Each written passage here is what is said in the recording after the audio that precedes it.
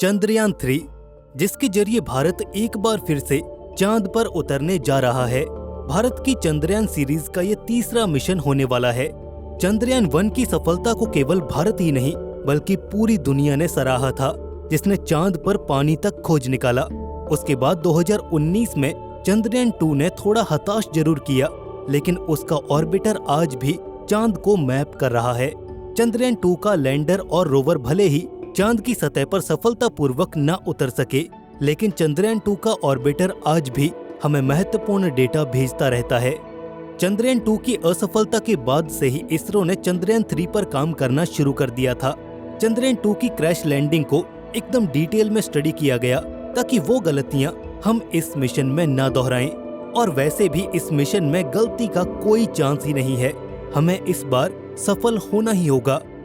चंद्रयान 3 का मुख्य उद्देश्य चांद पर सिर्फ सॉफ्ट लैंड करना ही होगा और वहां की सरफेस पर कुछ साइंस एक्सपेरिमेंट्स परफॉर्म किए जाएंगे, लेकिन मेन फोकस रहेगा चांद पर सॉफ्ट लैंडिंग करना। दुनिया की 3 बड़ी सुपर पावर्स अमेरिका, रशिया और चाइना ने ये मुकाम पहले ही हासिल कर लिया है, चांद पर सफलतापूर्वक उतरकर। और अब भारत को अपनी काबिलियत दिखानी होगी और यहाँ पर हम फेल नहीं हो सकते। धरती से चांद तक चंद्रयान 3 की ये यात्रा करीब 2 हफ्तों की होगी और चांद की डार्क साइड में इसे लैंड कराया जाएगा। पर इतना कुछ होने के बावजूद भी ये मिशन हमारे लिए आसान नहीं होगा।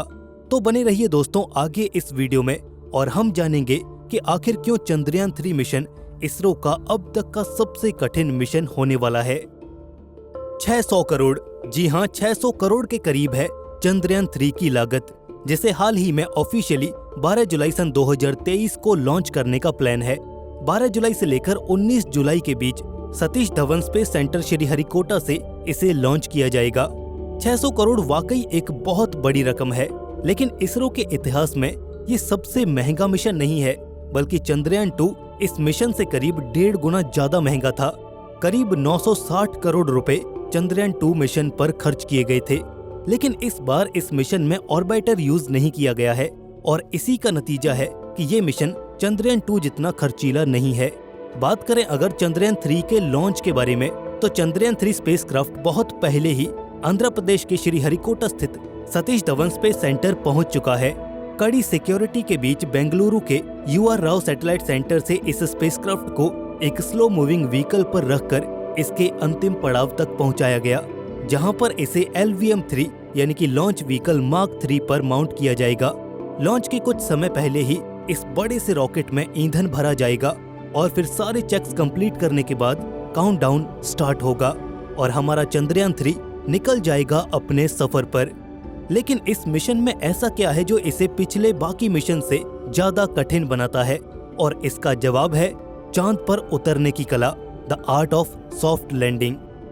जैसा कि हम जानते हैं कि चंद्रयान 3 का मेन ऑब्जेक्टिव चांद की सतह पर सफलतापूर्वक सॉफ्ट लैंड करना होगा और इसके बाद रोवर को डिप्लॉय करना, देन साइंस एक्सपेरिमेंट्स को परफॉर्म करना। चांद पर सॉफ्ट लैंड करना या किसी भी सेलेस्टियल बॉडी पर उतरना, ये वाकई एक कॉम्प्लिकेटेड, कॉम्प्लेक्स और डिफिकल्ट टास्क है। अब चंद्रयान 2 को ही ले लीजिए। हमने चंद्रयान 2 को चांद के ऑर्बिट में तो पहुंचा दिया, लेकिन विक्रम लैंडर को उसकी सतह पर उतारने में कामयाब न हो सके। चांद पर उतरते हुए सतह से करीब 2.1 किलोमीटर ऊपर ही विक्रम लैंडर के सॉफ्टवेयर में कोई ग्लिच आ गया था और हमारा संपर्क उससे टूट गया। लेकिन यहाँ पर हम अकेले नहीं हैं। चांद पर उतरने से पहले अमेरिका और रशिया न जाने कितनी ही बार फेल हुए हैं। हाल ही के केस देखें तो इजराइल और जापान भी चांद पर उतरते हुए चंद्रयान 2 की ही तरह क्रैश लैंड हो गए। और अगर मार्स की बात की जाए तो आज तक रशिया बहुत ट्राई कर चुका है, लेकिन मार्स पर नहीं उतर पाया। अमेरिका भी मंगल पर उतरते हुए अनेकों बार फेल हुआ। मंगल पर असफलताओं का ये नंबर तो इतना बड़ा है कि उन असफलताओं को मंगल का श्राप कहा जाने लगा। खैर, इसरो ने चंद्रयान 2 के बाद हार नहीं मानी और दोबारा ट्राई करने का मन बनाया।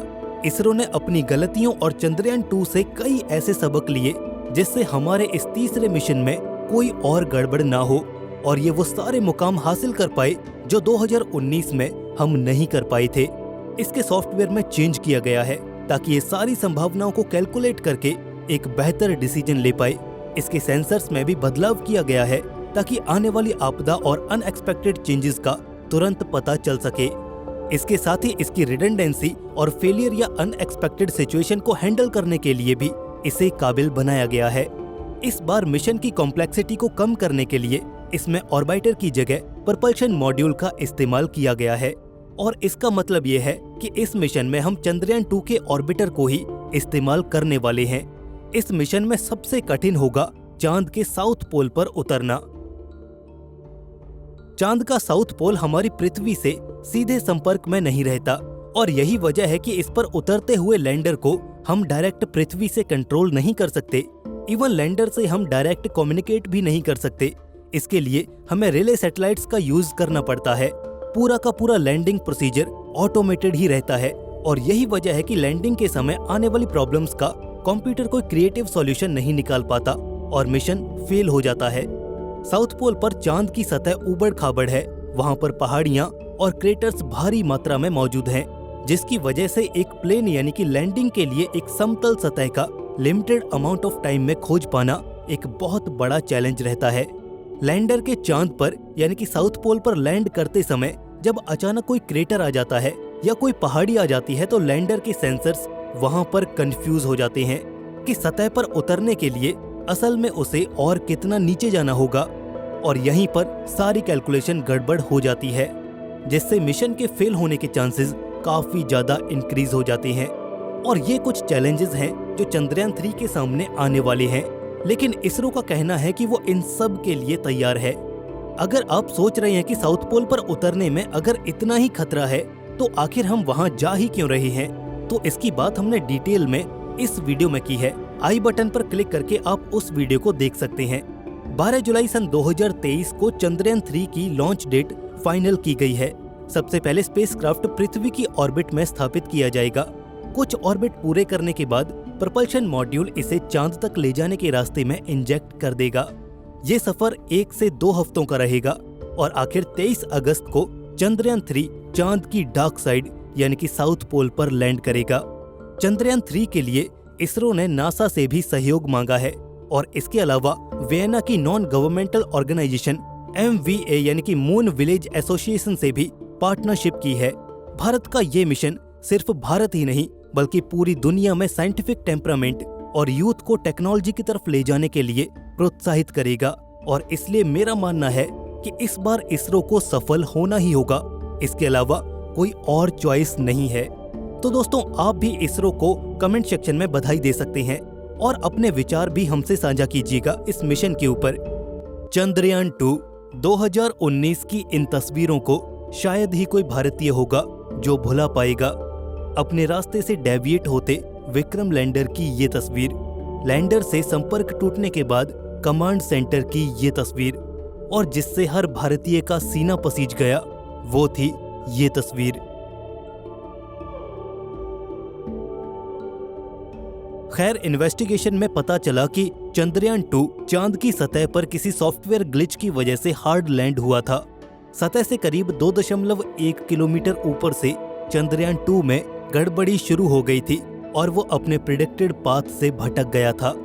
अगर उस समय भारत चांद पर विक्रम लैंडर को सही सलामत उतार देता तो भारत चांद पर उतरने वाला चौथा देश बन जाता, लेकिन शायद कुदरत को ये मंजूर नहीं था। भारत के चंद्रयान 2 से कुछ महीने पहले इजराइल भी चांद पर परास्त हो चुका था। Israeli space agency space oil का बैराशीत लैंडर भी चांद पर उतरते हुए एक सॉफ्टवेयर ग्लिच की वजह से हार्ड लैंड हुआ था। इसके अलावा 25 अप्रैल सन 2023 को जापान की एक प्राइवेट स्पेस एजेंसी आई स्पेस द्वारा भेजा गया हकुटो R लैंडर भी चांद पर उतरते वक्त किसी सॉफ्टवेयर ग्लिच की वजह से सतह पर क्रैश लैंड हो गया। लेकिन भारत ने हार नहीं मानी, बल्कि उस गलती से सीखकर निर्णय किया है चंद्रयान 3 का, जो कि जल्द ही जुलाई 2023 में लॉन्च किए जाने की बात की जा रही है। सालों पहले चंद्रयान 3 पर कई तरह की अटकलें लगाई जा रही थी कि आखिर इस मिशन में क्या होगा, कौन कौन से इंस्ट्रूमेंट्स होंगे और वो चांद पर क्या करेंगे। तो आज के इस वीडियो में हम चंद्रयान 3 के बारे में जानेंगे एकदम डिटेल में। चंद्रयान 3 भारतीय स्पेस एजेंसी इसरो का प्रोजेक्ट है, जिसका प्राइमरी ऑब्जेक्टिव रहेगा एक लैंडर और रोवर को चांद की सतह पर सफलतापूर्वक लैंड करवाना। लेकिन ये मिशन इतना चैलेंजिंग इसलिए बन जाता है क्योंकि भारत चंद्रयान 3 को चांद के साउथ पोल पर लैंड करवाना चाहता है। अब साउथ पोल पर दिक्कत यह है कि हम साउथ पोल पर किसी भी चीज से डायरेक्ट कम्युनिकेट नहीं कर सकते और ना ही वो कम्युनिकेशन रियल टाइम में होगा, ना तो हम चांद के साउथ पोल को डायरेक्टली ऑब्जर्व कर सकते हैं। इसलिए ये लैंडिंग इतनी सोफिस्टिकेटेड बन जाती है कि यहाँ पर गलती की कोई गुंजाइश ही नहीं रहती। इसके अलावा साउथ पोल के इलाके को इतना ज्यादा एक्सप्लोर भी नहीं किया गया है, जिससे हमें वहाँ की जियोलॉजी और सतह की संरचना के बारे में ज्यादा डिटेल्स नहीं पता है। इसलिए भी चांद के साउथ पोल पर लैंड करना थोड़ा मुश्किल काम है। इसरो का चंद्रयान 2 भी चांद के साउथ पोल पर ही क्रैश लैंड हुआ था और चंद्रयान 3 को भी साउथ पोल पर ही उतारने का प्लान है। अब आपका ये सवाल हो सकता है कि अगर साउथ पोल पर उतरना इतना कठिन है तो हम बार बार साउथ पोल पर ही क्यों जा रही हैं? तो इसका आंसर ये हो सकता है कि चंद्रयान 1 ने चांद के साउथ पोल पर ही पानी की खोज की थी और आगे चलकर नासा के ल्यूनर रिकॉनेसेंस ऑर्बिटर ने ये कंफर्म भी किया था कि हाँ, वाकई चांद के साउथ पोल पर पानी मौजूद है।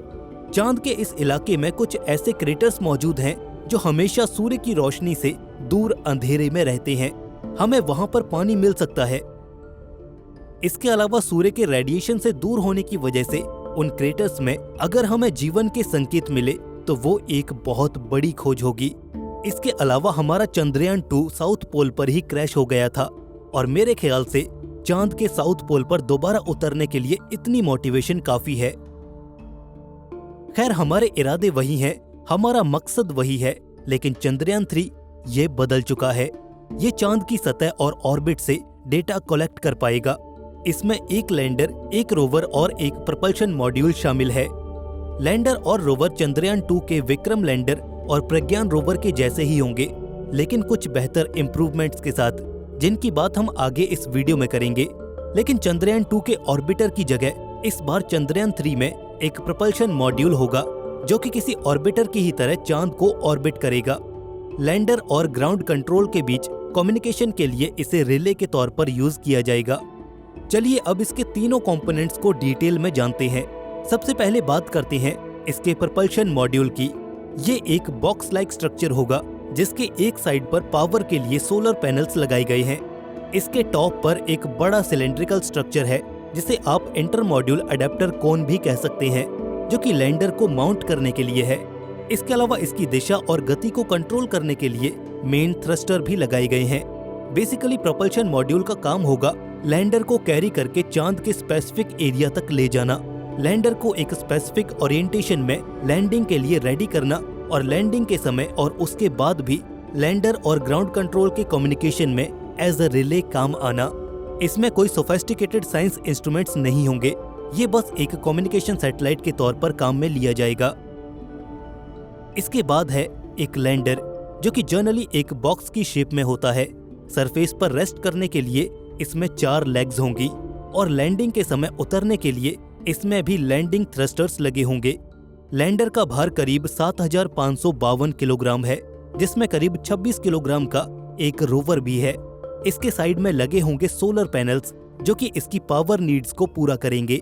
इस मिशन में इसरो की सबसे बड़ी चुनौती होगी सफलतापूर्वक चांद की सतह पर टच डाउन करना, और इसके लिए इस लैंडर में कई तरह के सेंसर्स का यूज किया गया है, जैसे कि accelerometer, altimeters, Doppler velocimeter, star sensors, inclinometer, touch down sensor और कैमराज, जो कि खतरे को भांपने और सतह को सही से मॉनिटर करने और किसी भी हजार्ड को अवॉइड करने के लिए यूज किए जाएंगे। और ये सारा तामझाम होगा इस लैंडर को सही से चांद की सतह पर उतारने के लिए। इतने इंस्ट्रूमेंट्स के डेटा से ही हम सही डिसीजन ले पाएंगे, और अगर किसी सेंसर में ग्लिच आता है तो दूसरे सेंसर्स उसकी जगह पर असिस्ट कर सकते हैं। इसके एल्टीट्यूड यानी कि ऊंचाई को कंट्रोल करने के लिए रिएक्शन व्हील्स का यूज किया गया है। कम्युनिकेशन के लिए एक एक्स बैंड एंटीना यूज किया जाएगा, जो कि हमें डीप स्पेस नेटवर्क से जोड़े रखेगा। इसके साथ ही लैंडर के एक कंपार्टमेंट में रोवर भी मौजूद होगा, जो कि एक रैंप की सहायता से सरफेस पर डिप्लॉय किया जाएगा, बिल्कुल चंद्रयान 2 की तरह। रोवर 6 पहियों पर माउंटेड एक रेक्टेंगुलर चैसिस होगी, जिसमें कई नेविगेशन कैमरास लगे होंगे। एनर्जी नीड्स के लिए सोलर पैनल्स और डेटा ट्रांसफर के लिए कुछ एंटीनास भी इस पर लगाए गए हैं। रोवर सबसे पहले लैंडर को डेटा ट्रांसमिट करेगा, लैंडर चांद के ऑर्बिट में मौजूद प्रपल्शन मॉड्यूल को और फिर वहां से वो डेटा हम तक पहुंच पाएगा। लैंडर में एक और इंस्ट्रूमेंट है जिसका नाम है चंद्रा सरफेस थर्मोफिजिकल एक्सपेरिमेंट, जो कि चांद की सरफेस की थर्मल प्रॉपर्टीज को एनालाइज करेगा और देखेगा कि अलग अलग कंडीशंस में यहाँ की सतह का थर्मल बिहेवियर कैसा रहता है। इसके साथ ही वहां पर होने वाली साइज्मिक एक्टिविटीज के लिए लैंडर पर instrument for lunar seismic activity यानी कि इल्सा को भी लगाया गया है, जो कि लैंडिंग साइट की साइज्मिक एक्टिविटी यानी कि चांद पर होने वाली भूकंपीय गतिविधियों को नोट करेगा। इसके अलावा the radio anatomy of moon bound hyper sensitive ionosphere and atmosphere यानी रंभा नाम का इंस्ट्रूमेंट भी लगाया गया है। ये इंस्ट्रूमेंट चांद के एनवायरनमेंट में मौजूद गैस और प्लाज्मा को स्टडी करेगा। Passive laser retro reflector array भी लैंडर में मौजूद होगा, जो कि इसरो को नासा द्वारा प्रोवाइड किया गया है। यह अर्थ और मून के प्रिसाइज डिस्टेंस मेजरमेंट्स के लिए यूज किया जाता है। लैंडिंग साइट की लोकल सरफेस, वहां की कॉम्पोजिशन आदि को स्टडी करने के लिए भी इसमें दो इंस्ट्रूमेंट्स हैं। एक है अल्फा पार्टिकल एक्सरे स्पेक्ट्रोमीटर और दूसरा है लेजर इंड्यूस्ड ब्रेकडाउन स्पेक्ट्रोस्कोप, जो कि वहां की सॉइल और लोकल सरफेस को स्टडी करेंगे। तो ये तो थे वो इंस्ट्रूमेंट्स जो कि लैंडर और रोवर साइंस मिशन परफॉर्म करने के लिए यूज करेंगे।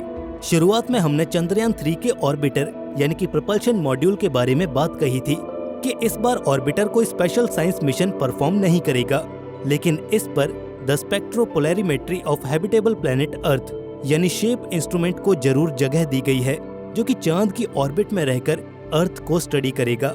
ये वाकई एक अच्छा कॉन्सेप्ट है। सीधी सी बात यह है कि हम चंद्रयान 3 से वो डेटा इकट्ठा कर पाएंगे जो चांद पर भविष्य में कॉलोनीज बनाने के लिए चाहिए होगा। जी हाँ, नासा और ईएसए के फ्यूचर प्लान्स चांद के साउथ पोल पर कॉलोनीज बनाने के हैं, क्योंकि वहां पर सूर्य के रेडिएशन से बचने के लिए क्रेटर्स मौजूद हैं और इसके साथ ही वहां पर पानी की अवेलेबिलिटी होने की वजह से फ्यूल और डेली नीड्स पूरी हो पाएंगी। तो ये इसरो का एक बेहतर कदम है चांद को समझने का, और हमें पता है कि इस डेटा की डिमांड फ्यूचर में कितनी होने वाली है। ये मिशन इंडिया के लिए गेम चेंजर साबित हो सकता है। फिलहाल जुलाई 2023 में इसे GSLV Mark 3 heavy lift launch vehicle से सतीश धवन स्पेस सेंटर श्रीहरिकोटा से लॉन्च किया जाएगा। खुशी की बात यह है कि इस मिशन में हमारा चंद्रयान 2 ऑर्बिटर भी बैकअप रिले के तौर पर यूज होने वाला है। और ये बात शायद आपको दुखी कर दे कि इस मिशन को यानी कि रोवर और लैंडर को 14 अर्थ डेज के मिशन पीरियड के लिए ही इनिशियली डिजाइन किया गया है।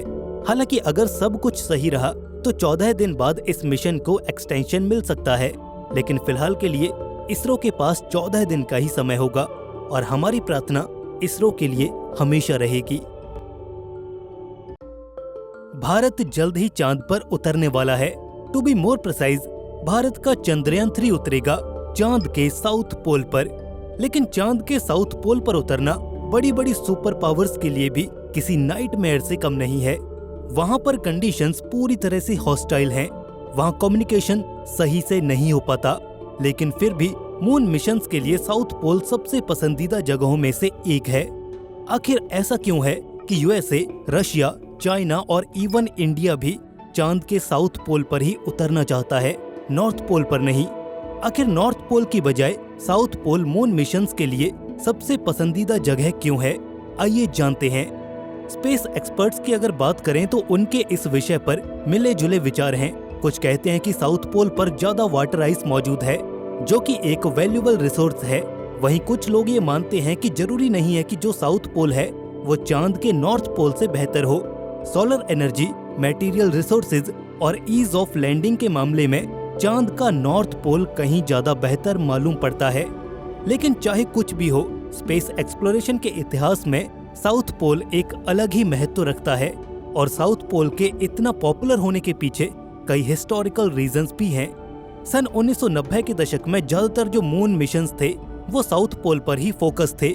उन मिशन से हम साउथ पोल को काफी ज्यादा एक्सप्लोर कर चुके थे, जिस वजह से किसी अनजान या फिर यूं कहें कि नॉर्थ पोल की तरफ जाकर लैंड करना हमारे लिए बिल्कुल ही नया एक्सपीरियंस रहता, जिससे फेलियर के चांसेस और भी ज्यादा इंक्रीज हो जाते। और इसी वजह से जानी पहचानी जगह पर मिशंस उतारना एक बेटर ऑप्शन था और इसी वजह से साउथ पोल हमारे फ्यूचर मिशंस के लिए खास बन गया। स्पेस एक्सपर्ट्स ये भी कहते हैं कि चांद के दोनों पोल्स काफी हद तक सिमिलर हैं। दोनों ही जगहों पर पहाड़, पठार, दर्रे और बड़े बड़े क्रेटर्स, कुछ पुराने और कुछ नए और अनेकों तरह के जियोलॉजिकल फीचर्स देखने को मिल जाते हैं। इन दोनों में ही फर्क करना बहुत मुश्किल है। हाँ, इन दोनों पोल्स में फर्क है, लेकिन वो इतना नहीं है कि हम किसी एक पोल को बेहतर लैंडिंग साइट का दर्जा दे दें और दूसरे को बिल्कुल ही किनारे कर दें। पोल्स पर कुछ ऐसी जगह होती हैं जहां सूरज की रोशनी हमेशा रहती है और उन इलाकों को पीक्स ऑफ इटर्नल लाइट कहा जाता है। ऑब्वियसली ये हम सब जानते हैं कि वो लाइट इटर्नल नहीं होती, बल्कि सूर्य से आ रही होती है। इस कॉन्टेक्स्ट में ये नाम थोड़ा मिसलीडिंग जरूर लगता है। खैर, कोई बात नहीं। तो चांद पर ऐसी टॉप 20 जगहों में से 7 जगहें नॉर्थ पोल के पास मौजूद हैं, और ऐसा इसलिए है क्योंकि नॉर्थ पोल पर सनलाइट साउथ पोल के मुकाबले काफी ज्यादा देर तक रहती है। पर इसका मतलब ये नहीं है कि नॉर्थ पोल ही बेहतर है। अगर आप टाइम पीरियड को ना देखकर सोलर एनर्जी को देखें तो यहाँ पर साउथ पोल बाजी मार जाता है। यानी कि साउथ पोल पर हमें एक healthy amount of solar energy मिल जाती है, जो हमारे मिशंस को चलाए रखने में क्रिटिकल रोल प्ले करती है। और ये भी एक वजह है कि साउथ पोल को ज्यादा प्रेफर किया जाता है मून मिशंस के लिए। इसके अलावा साउथ पोल की लोकेशन अपने आप में बेहद खास है। चांद का साउथ पोल लोकेटेड है साउथ पोल एटकिन बेसिन में, जो कि एक बहुत बड़ा क्रेटर है, और इसकी वजह से ये जगह और भी ज्यादा इंटरेस्टिंग बन जाती है। पॉसिबल है कि यहाँ पर चांद की डीप क्रस्ट या फिर अपर मेंटल से मटेरियल मिल जाए, जिससे हम चांद को और बेहतर से समझ पाएंगे। लेकिन इन सब के अलावा इन क्रेटर्स में वाटर आइस मिलने की संभावना काफी ज्यादा है। फ्यूचर मिशंस के लिए मून बेस बनाने के लिए हमें चांद पर पानी चाहिए होगा। मून पर कॉलोनीज को सस्टेन करने के लिए और रॉकेट फ्यूल के लिए भी पानी एक अहम चीज होगी। इसलिए चांद पर पानी सबसे वैल्यूएबल रिसोर्स होगा, और अगर चांद पर पानी के भंडार मिल जाते हैं तो इससे बेहतर कुछ और हो ही नहीं सकता। और साउथ पोल के क्रेटर्स में वाटर आइस मिलने की संभावना सबसे ज्यादा है।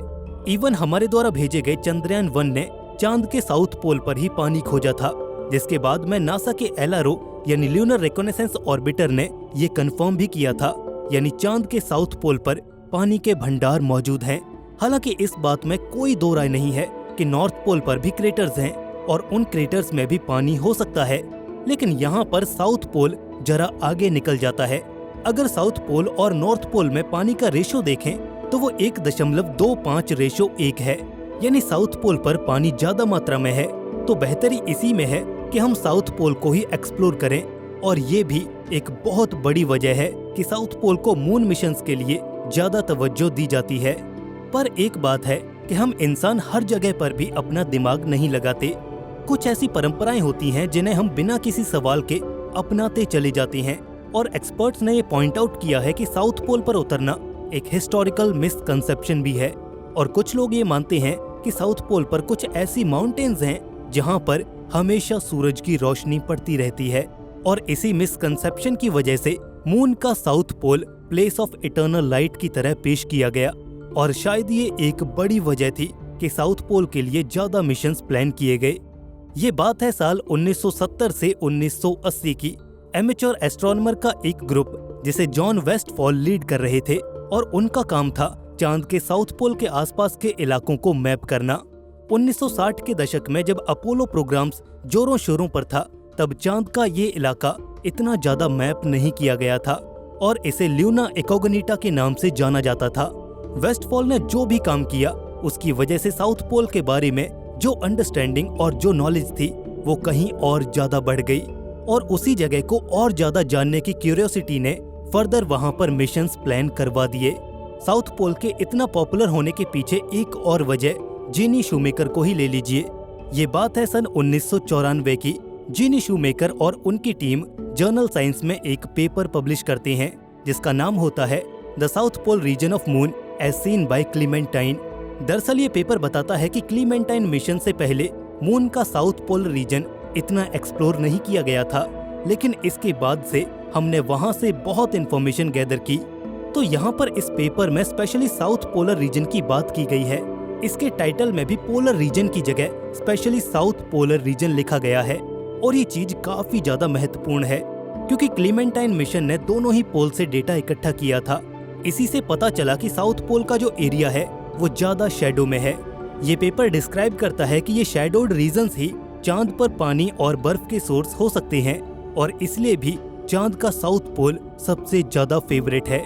नासा भी जल्द ही चांद पर उतरने वाला है और उनका ये मिशन भी साउथ पोल पर ही होगा, क्योंकि अगर मून पर कॉलोनीज बनती हैं तो बाकी रिसोर्सेज भी आसपास ही होने चाहिए और ऐसे में साउथ पोल के क्रेटर्स हमारे बड़े काम आने वाले हैं। ये कोई संयोग नहीं है कि साउथ पोल पर हम इतना ज्यादा फोकस कर रहे हैं, बल्कि साउथ पोल पर जो खजाना है वो किसी को भी सुपर पावर बना सकता है। भारत का चंद्रयान 3 भी चांद के साउथ पोल के लिए ही रवाना हुआ है और इस वीडियो में हमने चंद्रयान को एकदम डिटेल में डिस्कस किया है। तो ज्यादा इन्फॉर्मेशन के लिए आप ये वीडियो जरूर देखें। लिंक आपको ऊपर आई बटन और नीचे डिस्क्रिप्शन बॉक्स में मिल जाएगा। बाकी दोस्तों, साउथ पोल पर आपके क्या विचार हैं, हमें कमेंट सेक्शन में जरूर बताएं। दोस्तों, भारत एक बार फिर से इतिहास रचने जा रहा है। 14 जुलाई ये दिन इंडिया के स्पेस मिशन के लिए एक बहुत बड़ा दिन होगा। इस दिन इसरो कुछ ऐसा करेगा जिसके बाद भारत स्पेस सेक्टर में एक अलग जगह बना पाएगा। जी हाँ दोस्तों, इस डेट को लॉन्च होगा चंद्रयान 3। अभी तक सिर्फ 3 देशों को ही चांद पर स्पेसक्राफ्ट को उतारने में सफलता मिली है। ये देश हैं अमेरिका, रूस और चीन। और अगर इसरो अपने इस मिशन में सफल हो जाता है तो भारत ऐसा करने वाला चौथा देश बन जाएगा। 22 मई सन 2019 को भारत ने चंद्रयान 2 को चांद पर भेजने की कोशिश की थी, लेकिन कुछ टेक्निकल प्रॉब्लम्स की वजह से इसका संपर्क हमसे टूट गया और हम अपने इस मिशन में सफल नहीं हो पाए। भारत का मिशन चंद्रयान 2 भले ही सक्सेसफुली चांद पर नहीं उतर पाया हो, लेकिन इससे निराश होने की जरूरत नहीं है। अमेरिका अपने चांद पर भेजे गए कुल मिशंस में से 26 बार असफल रहा है, जबकि रूस को 14 बार नाकामी हाथ लगी थी। भारत ने जुलाई सन 2019 में चंद्रयान 2 मिशन को चांद के लिए रवाना किया था। 7 सितंबर को जब मिशन चांद की सतह पर उतरने लगा था तो केवल 2 किलोमीटर ऊपर ही विक्रम लैंडर से हमारा संपर्क टूट गया। हालांकि चंद्रयान 2 ऑर्बिटर अभी भी चांद की कक्षा में मौजूद है। हालांकि लैंडर से हमारा संपर्क तो टूट गया, लेकिन ये मिशन 95% अभी भी सफल था। जब चंद्रयान 2 के लैंडर को हम चांद पर उतारने में असफल हो गए थे, तब इसरो के चीफ काफी ज्यादा इमोशनल हो गए थे और तब प्रधानमंत्री नरेंद्र मोदी जी स्वयं उनके पास गए और उनको गले से लगा लिया, साथ ही उनको सांत्वना भी दी। अपनी स्पीच में मोदी जी ने उस समय कहा था कि हमें इससे सबक लेना है, हमें रुकना नहीं है, लगातार आगे बढ़ते ही जाना है। निश्चित ही मिशन के अगले प्रयासों में और आगे भी सफलता हमारे साथ होगी। 21वीं सदी में हमें अपने सपनों को पूरा करने से कोई नहीं रोक सकता। उन्होंने कहा कि विज्ञान कभी भी प्रयासों से संतुष्ट नहीं होता। विज्ञान की एक क्वालिटी होती है, प्रयास, प्रयास और प्रयास। प्रधानमंत्री मोदी जी के इस वक्तव्य को आधार बनाकर इसरो ने एक बार फिर सपने बुनने शुरू कर दिए थे और इसी का परिणाम है ये चंद्रयान 3। इसरो चीफ एस सोमनाथ ने कहा कि चंद्रयान 2 मिशन में हम असफल हुए थे। जरूरी नहीं कि हम हर बार सफल ही हों, बड़ी बात यह है कि हम इससे सीख लेकर आगे बढ़े। उन्होंने कहा कि असफलता मिलने का मतलब ये नहीं कि हम कोशिश करना ही बंद कर दें। चंद्रयान 3 मिशन से हमें बहुत कुछ सीखने को मिलेगा और इस बार हम इतिहास रचेंगे। इसरो ने ये जानकारी दी कि भारत 14 जुलाई 2:35 पर आंध्र प्रदेश के श्रीहरिकोटा में स्थित सतीश धवन स्पेस सेंटर से इस मिशन चंद्रयान 3 को लॉन्च करेगा। चंद्रयान 3 का ये मिशन भी उन्हीं प्रमुख बिंदुओं पर आधारित होगा जिन पर चंद्रयान 2 था। जिन गलतियों के कारण हम पिछले मिशन में सफल नहीं हो सके थे, इस मिशन में हमने उन गलतियों को अवॉइड किया है। इसरो के अनुसार चंद्रयान 3 को उसी रास्ते से चांद पर भेजा जाएगा जो चंद्रयान 2 का था। साथ ही लैंडिंग साइट को भी मून का साउथ पोल ही रखा गया है जो कि चंद्रयान 2 का था। इन सिमिलैरिटीज के बाद भी इस मिशन में बहुत सारे चेंजेस किए गए हैं। इस बार चंद्रयान 3 में कोई ऑर्बिटर नहीं है, बल्कि इस मिशन के दौरान हम यूज कर रहे हैं एक प्रपल्शन मॉड्यूल जो कि चंद्रयान 3 के लैंडर और रोवर को चांद तक लेकर जाएगा। चंद्रयान 2 का ऑर्बिटर पहले से मून के चक्कर लगा रहा है। चंद्रयान 3 को उसी से कनेक्ट किया जाएगा। चंद्रयान 3 चंद्रमा के दक्षिणी ध्रुव पर लैंड करेगा। इसरो के अनुसार चंद्रयान 3 के मुख्य 3 लक्ष्य हैं। पहला, चंद्रयान 3 के लैंडर की चंद्रमा पर सुरक्षित और सॉफ्ट लैंडिंग करवाना। दूसरा, इसके रोवर को चांद की सतह पर चलाकर दिखाना। और तीसरा, कुछ बहुत ही इम्पोर्टेंट साइंटिफिक रिसर्च करना। दोस्तों अब आइए समझ लेते हैं कि आखिर सॉफ्ट लैंडिंग क्या होती है। कहा जाता है कि ल्यूनर सरफेस पर हार्ड लैंडिंग की वजह से विक्रम के साथ हमारा संपर्क टूट गया था। हार्ड लैंडिंग में कोई भी स्पेसक्राफ्ट तेजी से लैंड करता है जिससे वो डैमेज हो जाता है या फिर किसी सेलेस्टियल बॉडी की सतह से टकराकर क्रैश हो जाता है, जिससे उसे भारी मात्रा में फिजिकल डैमेज पहुंचता है। जब किसी सेलेस्टियल बॉडी पर किसी स्पेसक्राफ्ट की हार्ड लैंडिंग होती है तो सामान्य तौर पर यह माना जाता है कि स्पेसक्राफ्ट को भारी नुकसान होता है। ज्यादातर मामलों में स्पेसक्राफ्ट के साथ हमारा संपर्क टूट जाता है या फिर वो एक जगह पर पड़े रहते हैं और उसके टुकड़े और मलबा इधर उधर बिखर जाता है। और यही सेम चीज विक्रम लैंडर के साथ भी हुई थी, जिसके कारण चंद्रयान 2 का ये कंपोनेंट एकदम से फेल हो गया था। वहीं पर दूसरी तरफ सॉफ्ट लैंडिंग में कोई भी स्पेसक्राफ्ट किसी सेलेस्टियल बॉडी पर बहुत धीरे से उतरता है, जिससे उसके उतरते समय डैमेज होने के चांसेस काफी ज्यादा कम हो जाते हैं।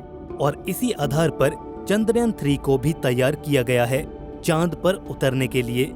इस मिशन के जरिए हम चंद्रमा की संरचना को बेहतर ढंग से समझ पाएंगे और चंद्रमा की सतह पर उपलब्ध केमिकल और नेचुरल एलिमेंट्स जैसे कि मिट्टी तथा पानी आदि पर वैज्ञानिक प्रयोग कर पाएंगे।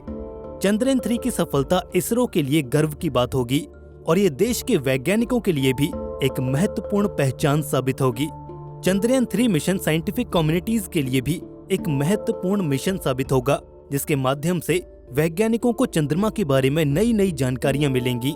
चंद्रयान 3 का अभियान न केवल भारत के लिए बल्कि पूरी दुनिया के वैज्ञानिक समुदाय के लिए एक महत्वपूर्ण विषय है। ये लैंडर मून की उस सरफेस पर जाएगा जिसके बारे में अब तक कोई भी जानकारी मौजूद नहीं है। चंद्रयान 3 का कुल बजट करीब 615 करोड़ रुपए बताया गया है। इतने बजट में तो आजकल हॉलीवुड की मूवीज भी बनने लगी हैं। इसरो के श्री हरिकोटा के सतीश धवन स्पेस सेंटर में चंद्रयान 3 की एनकैप्सुलेटेड असेंबली को रॉकेट से जोड़ दिया गया है। इसी एनकैप्सुलेटेड असेंबली में चंद्रयान 3 मौजूद है। अपने लॉन्च से चांद पर उतरने का ये सफर चंद्रयान 3 कैसे पूरा करेगा, आइए समझने की कोशिश करते हैं। ये मिशन LVM-3 के इग्निशन के साथ शुरू हो जाएगा। ऊपर पहुंचने पर इसको उड़ा रहे अगल बगल में लगे S-200 रॉकेट अलग हो जाएंगे। आगे चलकर पेलोड को कवर करने वाले खोल भी अलग कर दिए जाएंगे। रॉकेट का दूसरा चरण भी आगे चलकर मेन स्पेसक्राफ्ट से अलग हो जाएगा। तीसरे चरण में क्रायोजेनिक इंजन चालू कर दिया जाएगा, जो कि इस स्पेसक्राफ्ट को चांद तक लेकर जाएगा। अब अपने प्रपल्शन के दम पर आगे बढ़ते स्पेसक्राफ्ट का रुख सूर्य की तरफ हो जाएगा, जबकि ताकत के खिंचाव की वजह से ये धरती के कई चक्कर लगाएगा और ये धीरे धीरे पृथ्वी से दूर होता चला जाएगा। एक एलिप्टिकल ऑर्बिट में ये चांद को अप्रोच करेगा। कुछ समय बाद ये पृथ्वी के गुरुत्वाकर्षण के दायरे से दूर हो जाएगा और तब ये चंद्रमा के परिक्रमा पथ में प्रवेश कर जाएगा, यानी कि इसे ल्यूनर ऑर्बिट में इंसर्ट कर दिया जाएगा। चांद के ऑर्बिट में पहुंचते ही प्रपल्शन मॉड्यूल से लैंडर अलग हो जाएगा और धीरे धीरे चांद की सतह की तरफ बढ़ने लगेगा। सतह की नजदीक पहुंचते ही लैंडर के थ्रस्टर्स ऑन कर दिए जाएंगे ताकि इसकी स्पीड को बहुत कम किया जा सके, ताकि ये चांद की सतह पर एकदम से सॉफ्ट लैंड कर सके। चंद्रयान 2 का विक्रम लैंडर जब ल्यूनर सरफेस से 2.1 किलोमीटर दूर था, तभी उससे हमारा संपर्क टूट गया था। लेकिन इस बार ऐसा नहीं होगा। इसरो ने इस बार मून लैंडिंग को पूरी तरह से फेल प्रूफ बनाया है और इस पूरे प्रोसीजर को हजारों बार सिमुलेट करके हर संभावनाओं पर गौर करके इसे पूरी तरह से फेल प्रूफ बनाया है। इसरो के अध्यक्ष एस सोमनाथ के अनुसार स्पेस रेस में ये भारत की एक और बड़ी कामयाबी होगी। उन्होंने बताया कि ये मिशन चंद्रयान 2 का ही फॉलो ऑन मिशन है। सबसे पहले लैंडर चंद्रमा की सतह पर सॉफ्ट लैंड करेगा और ये लैंडिंग चंद्रमा के उस ध्रुव पर होगी जिसको पृथ्वी से देखा नहीं जा सकता।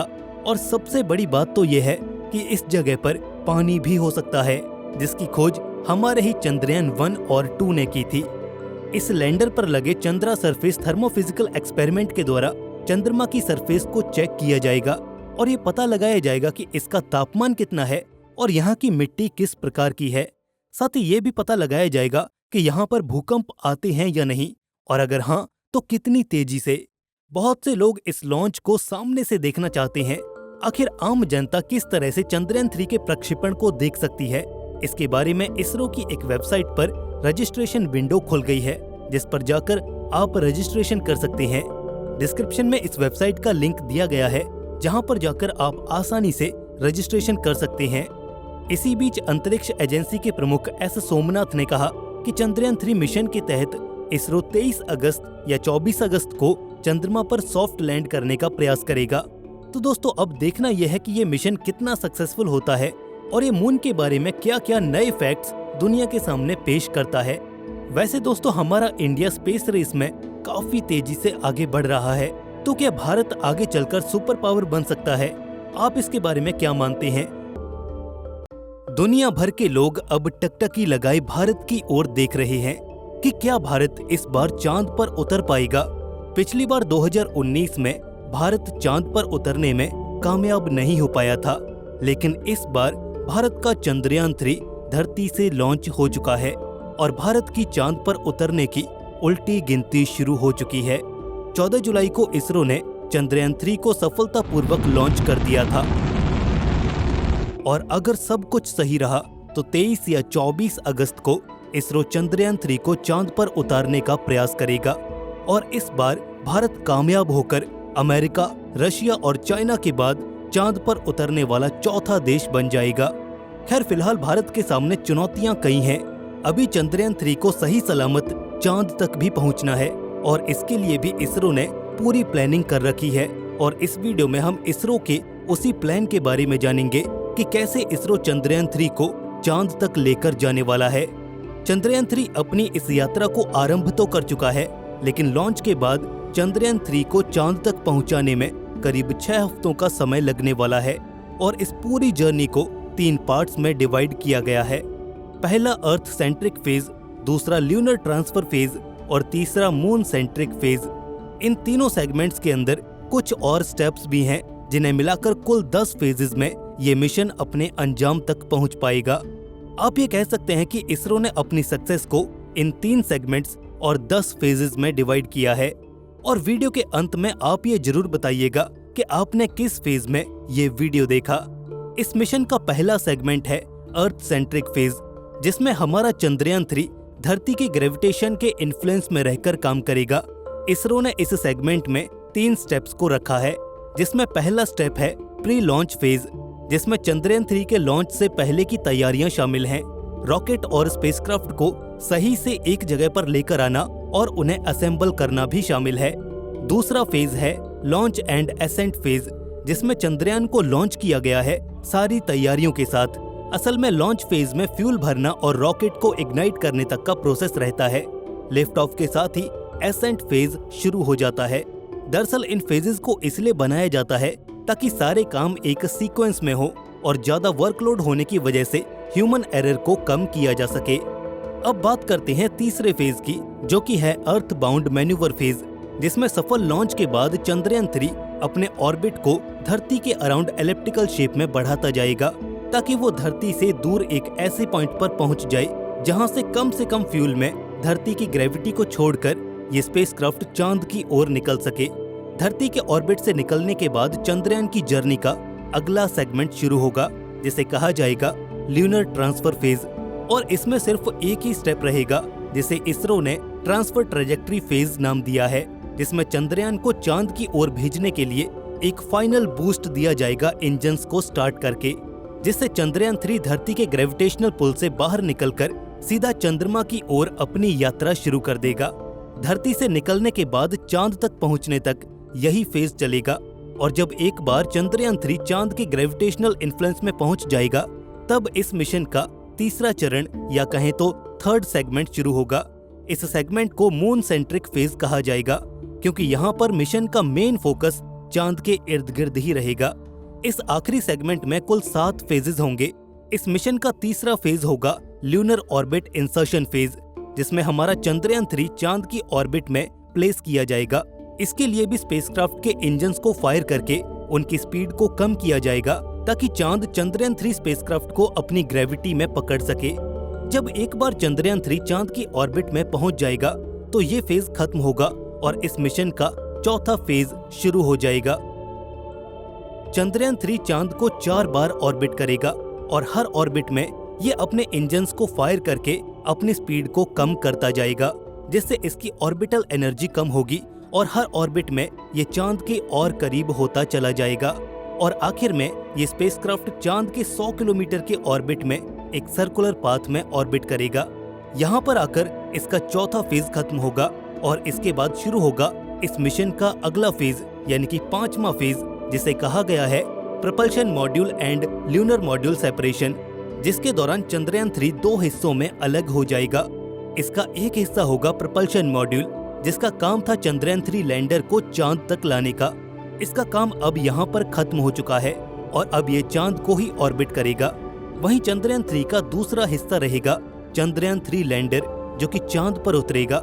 रोवर को भी इसी लैंडर यूनिट के भीतर ही रखा गया है। लैंडर यूनिट के अलग होते ही मिशन अगले फेज में एंटर हो जाएगा, जिसमें इसरो को सामना करना पड़ेगा 15 मिनट ऑफ टेरर का, जिसमें आगे आने वाले 15 मिनट ये डिसाइड करेंगे कि चंद्रयान 3 मिशन सफल हुआ या नहीं। इस छठे फेज को कहा जाएगा डी बूस्ट फेज। इसमें चंद्रयान 3 अपनी स्पीड को और भी कम करेगा ताकि वो सतह पर उतर सके। ऑर्बिट में चंद्रयान 3 की स्पीड तकरीबन 5000 से लेकर 7000 किलोमीटर प्रति घंटा होगी, लेकिन चांद की सतह पर उतरते हुए इसे अपनी स्पीड को शून्य करना होगा ताकि भारत का परचम चांद पर लहरा सके। अपनी स्पीड को सिग्निफिकेंटली कम करने के बाद चंद्रयान 3 का अगला फेज 7 होगा, जिसका नाम है प्री लैंडिंग फेज, जिसमें विक्रम लैंडर सेंसर्स और कैमरास की मदद से चांद की सतह से अपनी ऊंचाई मापता हुआ समतल जमीन की खोज करेगा, जहां पर ये आसानी से उतर सके। जब एक बार लैंडिंग साइट फाइनलाइज होगी तो ये अपने अगले फेज लैंडिंग फेज में एंटर हो जाएगा, जब ये आखिरी बार अपने इंजन्स को फायर करके स्पीड को जितना हो सके उतना कम करेगा और सिलेक्टेड लैंडिंग साइट पर चंद्रयान 3 उतर जाएगा। एक्सपर्ट्स का कहना है कि टचडाउन के समय लैंडर की स्पीड 8 किलोमीटर प्रति घंटा होगी और वैसे अगर चंद्रयान 3 किलोमीटर प्रति सेकंड की स्पीड से भी जमीन से टकराएगा तो भी उसे सॉफ्ट लैंडिंग ही माना जाएगा। 8वें फेज में सफल लैंडिंग के बाद इसरो का मिशन कंट्रोल तालियों की गड़गड़ाहट से गूंज उठेगा। पूरा देश गौरवान्वित महसूस करेगा, लेकिन वैज्ञानिक मुस्कुराते हुए मिशन के 9वें चरण की ओर बढ़ेंगे। ये फेज होगा normal phase for lander and rover, जिसमें लैंडर और रोवर को एग्जामिन किया जाएगा कि सब सही सलामत है या नहीं, और उसके बाद लैंडर के सोलर पैनल्स को डिप्लॉय करके रोवर को भी डिप्लॉय कर दिया जाएगा और ये दोनों अपने अपने कामों में लग जाएंगे। इसके बाद मिशन का आखिरी फेज है moon centric normal orbit phase, जिसमें प्रपल्शन मॉड्यूल चांद के 100 किलोमीटर के ऑर्बिट में रहते हुए अपने काम को अंजाम देगा। उसे भी पहले एग्जामिन किया जाएगा और फिर वो भी अपने काम में लग जाएगा। तो दोस्तों, कुछ इस तरह से धरती से चांद की अपनी इस यात्रा को चंद्रयान अंजाम देगा। लैंडर और रोवर करीब 2 हफ्तों तक चांद की सतह पर काम करने के लिए बनाए गए हैं। अगर सब कुछ सही रहा तो इस मिशन को एक्सटेंशन भी मिल सकता है। बाकी इस मिशन के रिजल्ट्स क्या रहेंगे ये तो आने वाला वक्त ही बताएगा। फिलहाल आप ये बताइए कि चंद्रयान 3 किस फेज में है। पिछली दफा जब भारत अपने चंद्रयान 2 मिशन के जरिए चांद को छूते छूते चूक गया था तो इधर उधर की ढेरों बातें बनी थी। किसी ने इसरो की काबिलियत पर सवाल उठाए तो किसी ने इस मिशन में लगने वाले करोड़ों के खर्चे को ही फिजूल खर्ची बता दिया था। अब देखिए, कहने को तो लोग क्या क्या नहीं कहते, मगर हमारा काम सभी नेगेटिव बातों को इग्नोर करके आगे बढ़ना होता है, ठीक वैसे ही जैसे इसरो ने पिछले कुछ सालों में किया। साल 2019 में मिली नाकामी के बाद आज 4 साल बीत चुके हैं। इन 4 सालों में इसरो ने चंद्रयान 2 के फेलियर के पीछे की वजहों पर बेहद ही बारीकी से काम किया और अपनी पिछली गलतियों से सीख लेकर फिर एक बार भारत चांद को अपनी मुट्ठी में करने की योजना बना रहा है। दोस्तों, चांद पर चंद्रयान 3 ने अपनी यात्रा शुरू कर दी है। श्री हरिकोटा के सतीश धवन स्पेस सेंटर से LVM-3 रॉकेट ने एक सफल उड़ान भरी। इस बार चंद्रयान 3 को देखने के लिए करीब 10,000 लोग पहुंचे। काउंटडाउन शुरू हुआ और तेज गर्जना की आवाज के साथ हमारा चंद्रयान 3 चांद पर जाने के अपने सफर पर निकल गया। मगर यहाँ पर देखने वाली बात यह है कि भला ये चंद्रयान 3 मिशन अपने प्रेडेसेसर यानी कि चंद्रयान 2 के मुकाबले कितना अलग है। इसमें पिछले मून मिशन की अपेक्षा क्या क्या नए बदलाव किए गए हैं, और तो और ये नया मिशन किस तरह से अपने पुराने स्वरूप चंद्रयान 2 से अलग है, और इसमें किन नई डिस्कवरीज के स्कोप हैं। मिशन चंद्रयान 3 से जुड़ी सभी बारीकियों को जानने और चंद्रयान 3 के चंद्रयान 2 के साथ कंपैरिजन को देखने के लिए बने रहें आज की इस वीडियो में। 6 सितंबर सन 2019 की वो शाम आप सबको याद तो होगी ही, जब पूरा भारत अपने घरों में बैठे इस ऐतिहासिक पल का गवाह बन रहा था। खुद देश के मुखिया प्रधानमंत्री नरेंद्र मोदी भी इसरो के स्पेस सेंटर में मौजूद थे, मगर यहाँ वो हुआ जिसकी अपेक्षा किसी ने नहीं की थी। लैंडिंग के चंद मिनटों पहले चांद की सतह से करीब 2 किलोमीटर की ऊंचाई पर डिसेंड करते हुए हमने चंद्रयान 2 से संपर्क खो दिया, जिसके बाद पूरे देश में दुख और उदासी की लहर सी छूट गई। और फिर ऐसे में जब अगली सुबह ये तस्वीर सामने आई जिसमें मोदी जी इसरो चीफ के शिवान सर को गले लगाते और उनके आंसू पोंछते नजर आए थे, ये तस्वीर देख पूरा हिंदुस्तान भावुक हो गया था। इस एक घटना के बाद देश भर से आम जनता ने इसरो और हमारे वैज्ञानिकों के लिए अपना समर्थन पेश किया और इसी बीच साल 2019 बीत गया, मगर इसरो नहीं थमी। इसरो ने बड़ी खामोशी से अपने अगले मिशन पर काम शुरू कर दिया था, जो फाइनली आज साल 2023 में पूरा हो चुका है। जी हाँ, ये है इसरो का तीसरा lunar exploration mission Chandrayaan 3। Shri Harikota के सतीश धवन स्पेस सेंटर से LVM-3 रॉकेट ने एक सफल उड़ान भरी। आइए पहले चंद्रयान के 3 बेसिक डिजाइन और कॉन्फ़िगरेशंस पर नजर डालते हैं और फिर इसे इसके प्रीडिसेसर यानी कि चंद्रयान 2 के साथ कंपेयर भी करेंगे।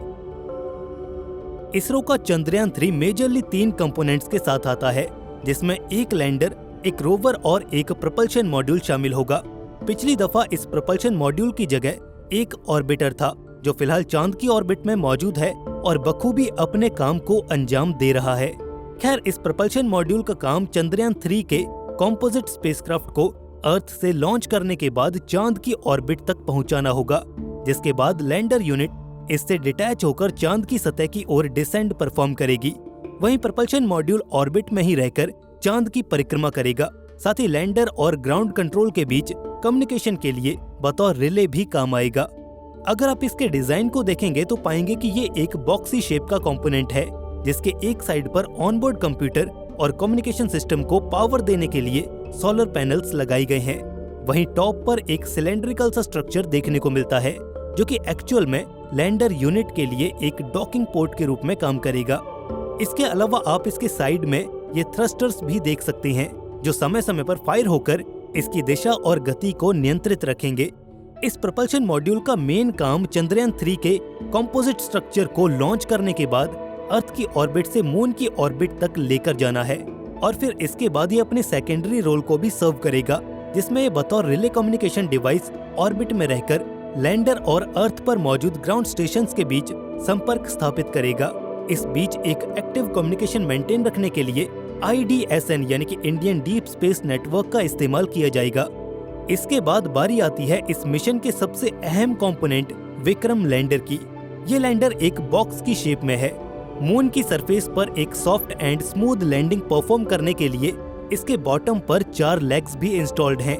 इसके अलावा ये लैस है मल्टीपल लैंडिंग थ्रस्टर से, जो कि डिसेंट के दौरान इसे एक एंटी ग्रेविटी थ्रस्ट देगा, जो कि एक सॉफ्ट लैंडिंग के लिए बेहद जरूरी है। इसके अलावा इसमें वो तमाम साइंटिफिक पेलोड्स और इंस्ट्रूमेंट्स भी मौजूद हैं, जो कि ल्यूनर साइंस को परफॉर्म करने में कारगर साबित होंगे। करीब 7 टन वजनी इस लैंडर में एक सेफ लैंडिंग परफॉर्म करने के लिए 1 दर्जन से ज्यादा कंपोनेंट्स मौजूद हैं। फिर चाहे वो accelerometer, altimeter, Doppler velocimeter, surface proximity sensor, touch down sensor और 4 से भी ज्यादा डिफरेंट एरियाज में व्यू ऑफर करने वाले हाई रेजोल्यूशन कैमरास की मदद से इस लैंडर की एक सेफ और साउंड लैंडिंग मेक श्योर की जा सकेगी। बाद बाकी ये लैंडर प्रज्ञान रोवर के लिए एक कैरियर व्हीकल के तौर पर भी काम करेगा, क्योंकि ऑल द वे अर्थ से मून की सरफेस तक यही तो इस रोवर को अपने भीतर लेकर जाएगा। 26 किलो वजनी इस रोवर में कुछ बेसिक इंस्ट्रूमेंट्स, पावर के लिए एक सोलर पैनल मौजूद है। क्योंकि ये इसरो का पहला रोबोटिक रोवर है, इसीलिए फिलहाल इसे डेमोन्स्ट्रेशन फेज में ही रखा गया है। इसके तहत हम अपनी टेक्नोलॉजी और डिजाइन का रियल लाइफ सिचुएशन में टेस्ट और एग्जामिनेशन कर पाएंगे। आइए अब इसरो के अपकमिंग चंद्रयान 3 मिशन को पिछले फेल हुए चंद्रयान 2 कंपोजिट मिशन से कंपेयर करेंगे। इस कंपैरिजन में हम आपको चंद्रयान 3 में मौजूद वो 3 मेजर डिफरेंसेस बताएंगे जो इसे चंद्रयान 2 से अलग बनाते हैं। पहला मेजर चेंज जो इन दोनों स्पेसक्राफ्ट यूनिट्स को देखते ही समझ आता है वो है इसके टॉप पर माउंटेड ये propulsion यूनिट। लास्ट टाइम इसकी जगह एक ऑर्बिटर था जो आज भी मून को ऑर्बिट कर रहा है और साइंस गैदर कर रहा है। इस बार इस ऑर्बिटर की जगह एक propulsion मॉड्यूल प्लेस किया गया है जिसका काम चंद्रयान 3 की कंपोजिट यूनिट को अर्थ की ऑर्बिट से पुल करके मून की ऑर्बिट तक लेकर जाना है। ये चीज थ्रस्टर्स और बड़े बड़े फ्यूल टैंक से लैस है जो इसे अर्थ से दूर जाने और फिर चांद के करीब जाकर ल्यूनर ऑर्बिट में इंजेक्शन परफॉर्म करने में मदद करेगी। बाद में ये propulsion मॉड्यूल चांद की ऑर्बिट में रहते हुए एक कम्युनिकेशन सैटेलाइट के तौर पर भी काम में लिया जाएगा, जबकि पिछली दफा इसकी जगह एक ऑर्बिटर था जो बेहद एडवांस साइंटिफिक इंस्ट्रूमेंट्स और कैमरास से लैस था। पिछली बार इस अभियान का सिर्फ यही हिस्सा कामयाब हुआ था। As a matter of fact मैं आपको बता दूं कि आज अगर चांद की ऑर्बिट में सबसे एडवांस साइंटिफिक इंस्ट्रूमेंट से लैस ऑर्बिटर अगर कोई मौजूद है तो वो है भारत का चंद्रयान 2। ये कई मायनों में नासा के LRO यानी कि ल्यूनर रिकॉग्निसेंस ऑर्बिटर से भी बेहतर है।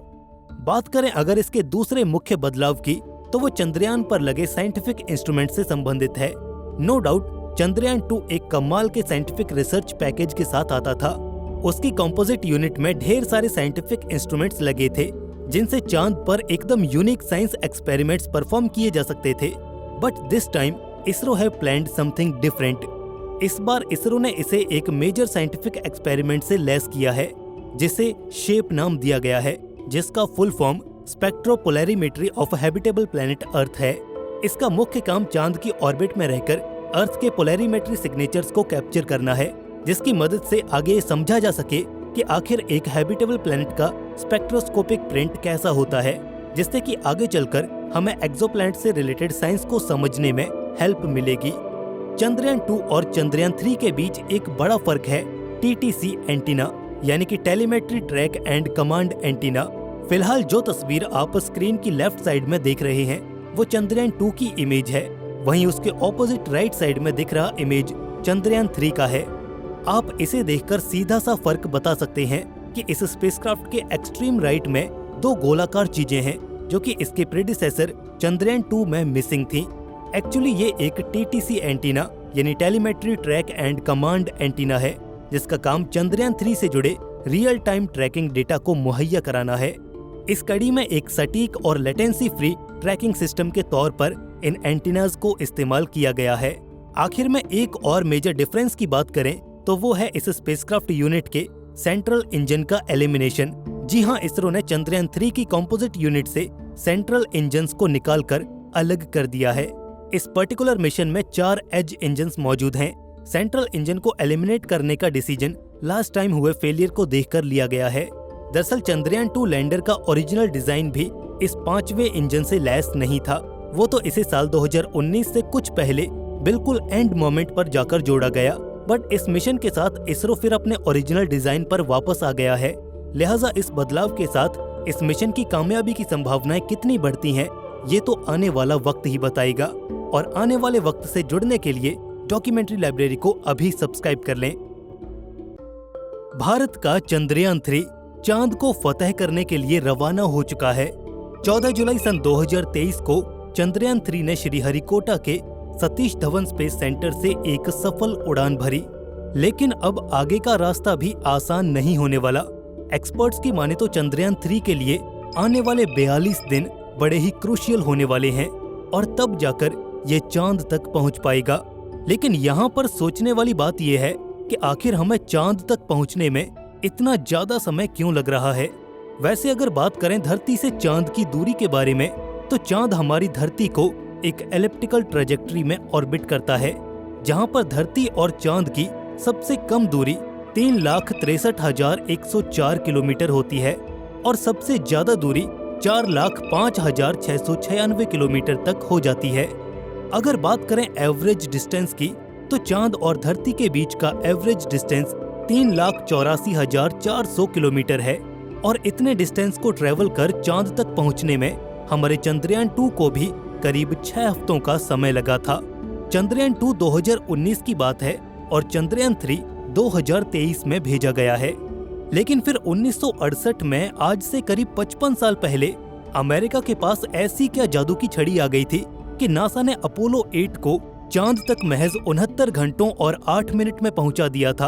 और अपोलो 8 के बाद नासा का चांद के लिए भेजा गया हर मिशन 74 घंटों में चांद तक पहुंच गया था। अपोलो 17 चांद पर उतरने वाला लास्ट मिशन था, जिसे चांद तक पहुंचने में 86 घंटे और 14 मिनट लगे थे। इतना ही नहीं, नासा से भी पहले यूएसएसआर ने 1959 में लूना 2 स्पेसक्राफ्ट को चांद तक महज 34 घंटों में पहुंचा दिया था। तो ऐसा क्या मिसिंग है भारत के आज के मिशंस में जो वो इतना स्लो मालूम पड़ते हैं? आइए जानते हैं आज के इस वीडियो में। तो इसे एक्सप्लेन करने के लिए हमारे पास 5 पॉइंटर्स हैं: ट्रैजेक्टरी, टाइम, रिस्क, कंपटीशन और मनी।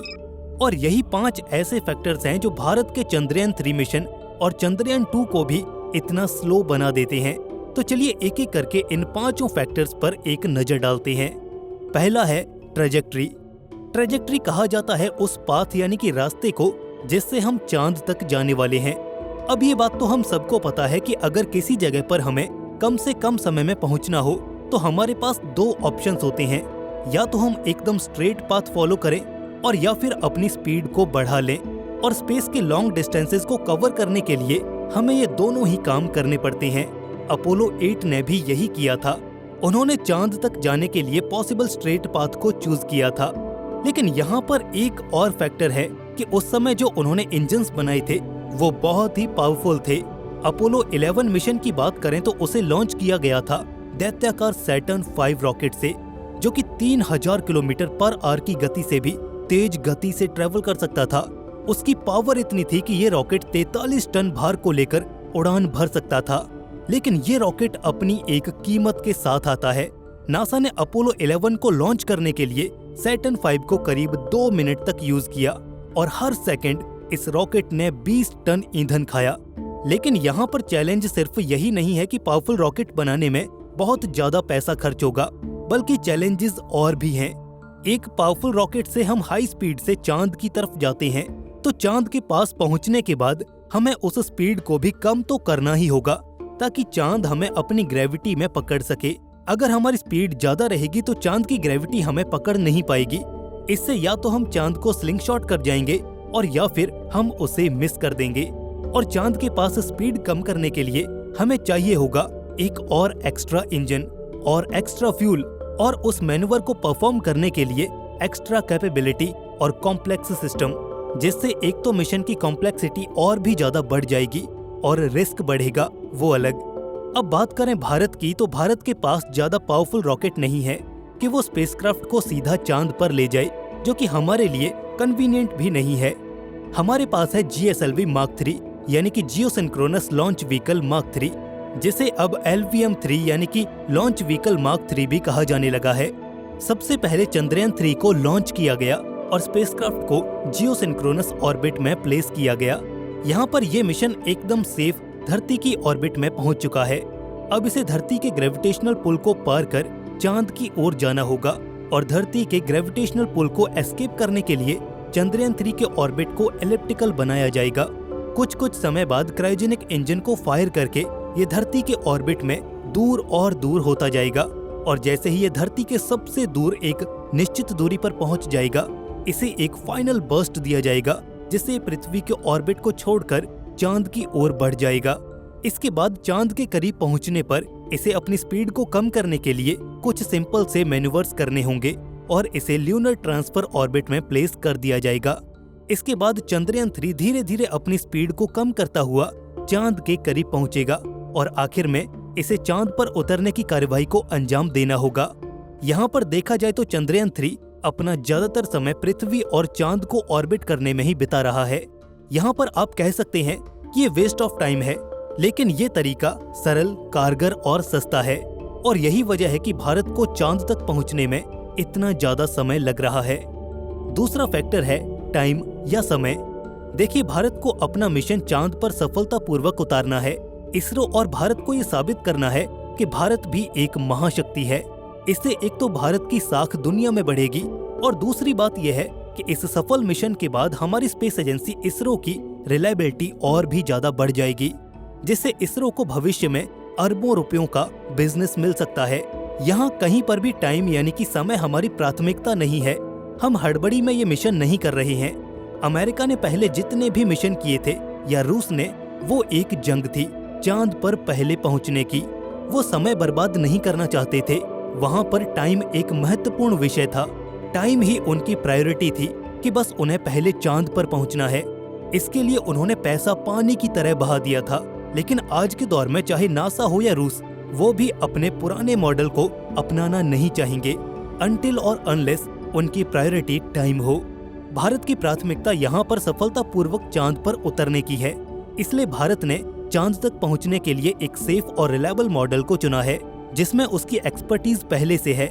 यहाँ पर भारत नए नए एक्सपेरिमेंट करने से बच रहा है, इसलिए पहले वाले पाथ को चुनना ज्यादा अक्लमंदी है। और ये दूसरा फैक्टर है कि हमारा चंद्रयान आपको थोड़ा स्लो लग सकता है। तीसरा फैक्टर है रिस्क। जैसा कि हमने पहले बात की कि स्पेस रेस के टाइम में स्पेस में जाना खतरे से खाली नहीं था। वैज्ञानिकों पर डेडलाइन से पहले मिशन पूरा करने का दबाव रहता था। इससे रिस्क बढ़ जाता था और हमने देखा भी है कि उस समय अंतरिक्ष यात्रा के दौरान सबसे ज्यादा घटनाएं हुई थीं। पर भारत ऐसा कोई रिस्क नहीं लेना चाहता। चाहे समय थोड़ा ज्यादा लग जाए, लेकिन सफलता अपनी झोली में होनी चाहिए। वैसे धरती से चांद तक का 42 दिनों से ज्यादा का ये सफर कम चैलेंजिंग नहीं होने वाला, लेकिन एक मिनिमम कॉम्प्लेक्सिटी के साथ हम इस मिशन को कम रिस्की बना पाएंगे। और वो तब होगा जब हम सिंपल ट्रेजेक्ट्री को चूज करेंगे जिसमें इंसानों की दखल अंदाजी कम हो, और भारत ने उसी रास्ते का चुनाव किया है। चौथा फैक्टर है कंपटीशन। बहरहाल स्पेस इंडस्ट्री में अब कंपटीशन बढ़ गया है। अब ये $1 बिलियन इंडस्ट्री बन चुका है। इसके अलावा हमारे देश की सुरक्षा भी ऊपर अंतरिक्ष में घूम रही सैटेलाइट्स ही देखती हैं। कहीं न कहीं स्पेस इंडस्ट्री को देश की सुरक्षा के बहुत करीब माना जाता है, और यही वजह है कि हमें खुद भी इसमें महारत हासिल करनी है। चांद पर पहुंचने की होड़ एक बार फिर से शुरू हो चुकी है, और ऐसे में अगर हम एक ही मॉडल पर काम करेंगे तो हमारी एक्सपर्टीज उसमें कहीं ज्यादा बढ़ जाएगी। जैसे आज नासा से बेहतर कोई नहीं जानता कि मार्स पर कैसे उतरना है। उन्होंने इतने एक्सपेरिमेंट्स किए हैं और उनकी एक्सपर्टीज इसमें इतनी है कि मार्स पर नासा ही डोमिनेट कर रहा है। ऐसे ही चांद पर उतरने, वहां पहुंचने का अगर एक रिलायबल मॉडल हमारे पास होगा तो हमारी एक्सपर्टीज भी हमारे पास होगी, जो आने वाले भविष्य में हमारे काम तो आएगी ही, लेकिन ये भारत को एक बहुत बड़ा बिजनेस भी दे सकती है। इसीलिए इसरो चांद तक जाने के लिए एक ही ट्रेजेक्ट्री को यूज करता है। और पांचवा फैक्टर है मनी यानी पैसा। इस फैक्टर पर तो भारत को बाहर से ही नहीं बल्कि भारत के अंदर के लोग भी क्रिटिसाइज करते हैं कि भारत को इतना पैसा स्पेस मिशंस में बर्बाद नहीं करना चाहिए। वहीं बीबीसी भी भारत के खिलाफ एक स्टेटमेंट में ये कह चुका है कि भारत को अपना पैसा स्पेस मिशन में नहीं बल्कि अपने देश की गरीबी को दूर करने में लगाना चाहिए। देखिए, उन सबको ये समझना होगा कि ये एक इन्वेस्टमेंट की तरह है। जैसे बीबीसी एडवर्टीजमेंट पर खर्च करता है जिससे उसे बिजनेस मिलता है, आम दुकानदार जो अपनी दुकान को अच्छा बनाने में पैसा इन्वेस्ट करते हैं, वैसे ही इसरो भी अपना पोर्टफोलियो इन मिशन से ही बनाता है। इसी को देखकर तो आज दुनिया के देशों की भीड़ लगी है कि उन्हें अपने सैटेलाइट सिर्फ भारत से ही लॉन्च करवाने हैं। इससे भारत को भी कमाई होती है। द हिंदू की एक रिपोर्ट के अनुसार इसरो ने पिछले 5 साल में इन फॉरेन लॉन्चेस से करीब 1100 करोड़ रुपए की कमाई की है। अगर वो 600 करोड़ का मिशन कर रहा है और 500 करोड़ बाकी अपने खर्चों में निकाल रहा है, तो इस हिसाब से तो इसरो एक इंडिपेंडेंट बॉडी हुआ। लेकिन देखा जाए तो इसरो कमा भी रहा है और ये कमाई आगे बहुत ज्यादा बढ़ने वाली है, और इसीलिए हमें एक रिलायबल मॉडल चूज करना पड़ रहा है ताकि हमारे मिशन फेल होने के चांसेस काफी कम हो जाएं। बाकी इसकी एक दूसरी साइड ये भी है कि भारत काफी कम बजट में ये मिशन करता है।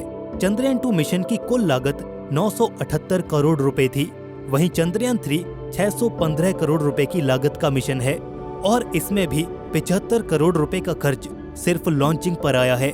अगर हम डायरेक्ट 3 से 4 दिनों में मिशन को चांद पर भेजना चाहें तो उसके लिए अलग से रॉकेट डिजाइन करना पड़ेगा और उसमें अरबों का खर्च आएगा। इसके बाद वो रॉकेट इतना ज्यादा पावरफुल होगा कि उसकी लॉन्चिंग का खर्चा ही 150 से 200 करोड़ तक चला जाएगा, जिससे मिशन काफी महंगे हो जाएंगे। फिलहाल जिस ट्रेजेक्ट्री पर चंद्रयान 3 है वो रूट हमें सस्ता पड़ता है, क्योंकि हमें सिर्फ धरती की ऑर्बिट तक ही रॉकेट की स्टेज को मेंटेन करना है। ये कॉस्ट इफेक्टिव अप्रोच भारत को रास आई है, ये समय तो ज्यादा लेती है, लेकिन इससे रिजल्ट भी बेहतर आते हैं। तो दोस्तों, ये थे वो कारण जिनकी वजह से हमारा चंद्रयान 3 42 दिनों से भी ज्यादा का समय लेने वाला है चांद तक पहुंचने के लिए। दोस्तों, आपके इस पर क्या विचार हैं? कमेंट सेक्शन में अपनी राय हमें जरूर बताएं। चंद्रयान 3 एक ऐसा मिशन जिसके जरिए भारत एक बार फिर चांद पर उतरने को तैयार है, और इस बार चंद्रयान 3 का मेन ऑब्जेक्टिव रहेगा भारत की चांद पर सॉफ्ट लैंड करने की एंड टू एंड कैपेबिलिटी को डेमोन्स्ट्रेट करना, और चांद की सतह पर रोवर को डिप्लॉय करना भी इस मिशन के मेन ऑब्जेक्टिव्स में शामिल है। पर एक्सपर्ट्स कहते हैं कि चांद पर सॉफ्ट लैंड करने के अपने अलग चैलेंजेस हैं, जिनसे हमारे प्यारे भारत के चंद्रयान 3 को गुजरना पड़ेगा। लेकिन यहाँ पर चंद्रयान 3 को उतारने का प्लान भारत ने बनाया है, और इसके चैलेंजेस हैं जो भारत को जरूर मुसीबत में डाल सकते हैं। और अगर साफ साफ कहें तो 2019 में चंद्रयान 2 के वक्त मुसीबत में ये डाल चुके हैं। जैसे कि हम सब जानते ही हैं कि जुलाई 2019 में चंद्रयान 2 के विक्रम लैंडर को चांद की सतह पर उतरना था, लेकिन किसी सॉफ्टवेयर ग्लिच की वजह से वो चांद की सतह पर क्रैश हो गया था। इस घटना में हमारे विक्रम लैंडर में लगे सॉफ्टवेयर की गलती जरूर थी। वो ये जज नहीं कर पाया कि कहां पर लैंडिंग थ्रस्टर्स को कितना फायर करना है। वो उलझ गया था, वो कंफ्यूज हो गया था, और उसकी असल वजह थी कि वो चांद के साउथ पोल पर लैंड कर रहा था। और इस बार भी हम चांद के साउथ पोल पर ही उतरने वाले हैं, लेकिन एक बेहतर टेक्नोलॉजी के साथ और बड़े इरादों के साथ। चैलेंज जरूर वही है, लेकिन इस बार हमारी तैयारी पहले के मुकाबले कहीं ज्यादा है। इसरो चेयरमैन एस सोमनाथ ने इस बार चांद पर सॉफ्ट लैंड करने में अपना कॉन्फिडेंस व्यक्त किया है और कहा कि हम चंद्रयान 3 के लिए बिल्कुल तैयार हैं। हमारी टीम और पूरा भारत इसकी सफलता की कामना कर रहा है। तो क्या चैलेंजेस होंगे भारत के सामने जो चांद की सतह पर सॉफ्ट लैंड करते हुए हर एक स्पेसक्राफ्ट को फेस करने होते हैं, और कैसे भारत उन सब चैलेंजेस से निपटने के लिए रेडी है, जानेंगे आज की इस वीडियो में। साथ ही चंद्रयान की हर एक अपडेट पाने के लिए चैनल को जरूर से सब्सक्राइब कर लीजिए। चंद्रयान 3 के लॉन्च से करीब 3 महीने पहले हम सब ने एक और मिशन को चांद की सतह पर दम तोड़ते हुए देखा। वो मिशन था जापान और यूएई का जॉइंट ल्यूनर मिशन, जिसका नाम था हकुटो आर ल्यूनर लैंडर। इस मिशन का नाम हकुटो जापान की एक दंत कथा के अनुसार एक कैरेक्टर के नाम पर रखा गया था, जो कि एक खरगोश होता है और वो चांद पर रहता है। साथ ही इस मिशन में यूएई का राशिद रोवर भी था, जिसे होप नाम दिया गया था। ये करीब 10 किलोग्राम का एक छोटा सा रोवर था, जो कि चांद पर करीब 2 हफ्ते तक घूमकर चांद की इमेजेस लेने के लिए डिजाइन किया गया था। 11 दिसंबर सन 2022 को इसे स्पेसएक्स ने केप कैनावरल, फ्लोरिडा से लॉन्च किया था। इस बीच सब कुछ सही रहा, लेकिन ऐन मौके पर जाकर 25 अप्रैल सन 2023 को जब इसे चांद पर उतरना था, तब इसके सॉफ्टवेयर में एक ऐसा ग्लिच आया जिसकी वजह से ये लैंडर चांद पर एटलस क्रेटर में क्रैश हो गया। यूएई और जापान दोनों की उम्मीदों पर पानी फिर गया। ठीक ऐसा ही 2019 में भी हुआ था। चंद्रयान 2 के लॉन्च से करीब 2-3 महीने पहले स्पेस आयल नाम की एक इजरायली कंपनी का बेराशीट लैंडर चांद की सतह पर उतरते हुए क्रैश हो गया था, और फिर उसके बाद चंद्रयान 2 का भी यही हाल हुआ। चंद्रयान 2 का ऑर्बिटर एकदम सही सलामत चांद के ऑर्बिट में तो पहुंच गया था, लेकिन लैंडर को हम उस चांद पर सेफ लैंड करवाने में कामयाब नहीं हो पाए। इन सब से एक बात तो ये पता चलती है कि चांद पर उतरना है तो मुश्किल, लेकिन एक बात और भी है कि अब चांद और मंगल पर जाने की एक होड़ सी लग गई है। ल्यूनर, मार्स और स्पेस एक्सप्लोरेशन का इंटरेस्ट अब देशों में बढ़ गया है। चांद पर उतरना एक ताकतवर देश की निशानी बन गया है। तो ऐसे में ये मौका हम तो नहीं गंवा सकते, लेकिन खुद को साबित जरूर कर सकते हैं। और इसी वजह से चंद्रयान 2 के असफल प्रयास के बाद इसरो ने चंद्रयान 3 मिशन को अनाउंस कर दिया था।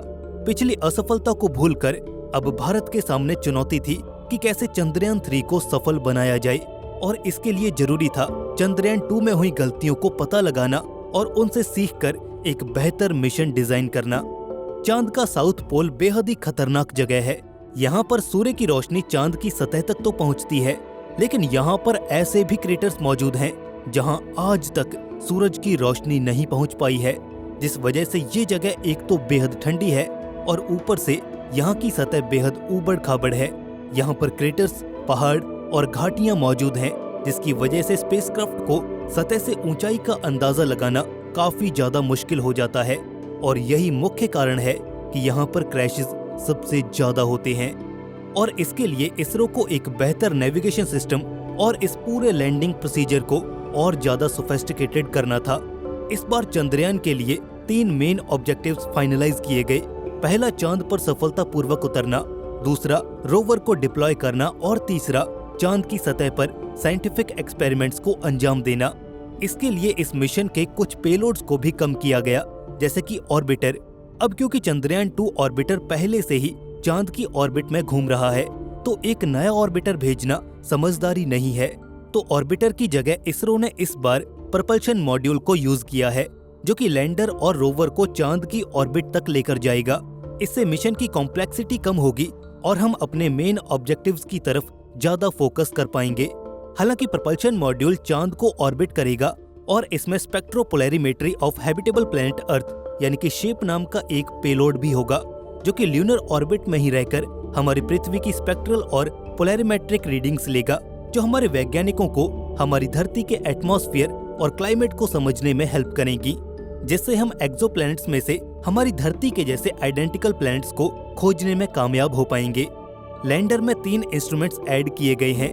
चंद्रा सरफेस थर्मोफिजिकल एक्सपेरिमेंट, जो कि चांद की सतह की थर्मल कंडक्टिविटी और टेम्परेचर की रीडिंग्स लेगा। इंस्ट्रूमेंट 4 ल्यूनर सिस्मिक एक्टिविटी, जो कि लैंडिंग साइट के आसपास होने वाली भूकंपीय घटनाओं पर नजर रखेगा। और लैंगमीर प्रोब, जो कि चांद पर प्लाज्मा की डेंसिटी और वेरिएशंस को नोट करेगा। लैंडर में एक रेट्रो रिफ्लेक्टर भी है, जो कि नासा ने दिया है। ये प्रिसाइज डिस्टेंस पता करने के काम आता है। इसके बाद आता है चंद्रयान 3 का रोवर, जिसमें 2 इंस्ट्रूमेंट्स लगे हैं। पहला है अल्फा पार्टिकल एक्सरे स्पेक्ट्रोमीटर, जो कि चांद की सरफेस में मौजूद एलिमेंट से निकल रहे एक्सरे और गामा रेज से ल्यूनर सरफेस की एलिमेंटल कॉम्पोजिशन का पता करेगा। दूसरा पेलोड होगा लेजर इंड्यूस्ड ब्रेकडाउन स्पेक्ट्रोस्कोपी, जिसमें सरफेस पर लेजर फायर की जाएगी और उससे सरफेस से एमिट होने वाली लाइट को स्टडी किया जाएगा। इस इंस्ट्रूमेंट को भी चांद की एलिमेंटल कॉम्पोजिशन पता करने के लिए यूज किया जाएगा।